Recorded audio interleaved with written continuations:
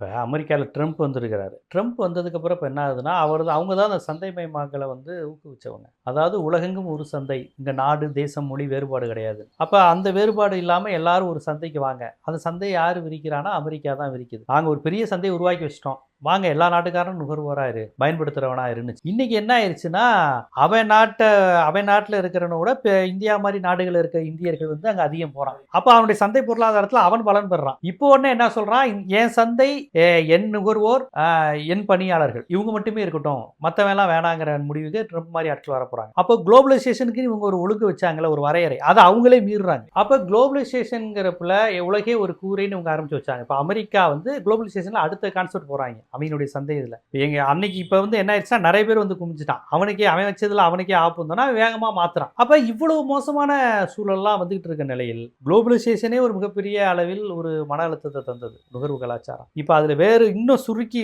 கேபிட்டலிஸ்டுகள் நமக்கு மட்டும் பயன்படுற மாதிரின்னு யோசிக்க ஆரம்பிச்சிட்டாங்க. ரொம்ப ஆபத்தான நிலையை நோக்கி போகும். அதனால தயவு செய்து அரசியல் படுங்க, மக்களுக்கான அரசியல் பேசுங்க, அடுத்தவனுக்காண்டி அரசியல் பேசுங்க. எனக்கு வேலை வாய்ப்பு, எனக்கு பணம், இந்த மாதிரி மட்டும் யோசிக்கிற ஒரு சூழல் வந்து உங்களை அழித்து விடும்.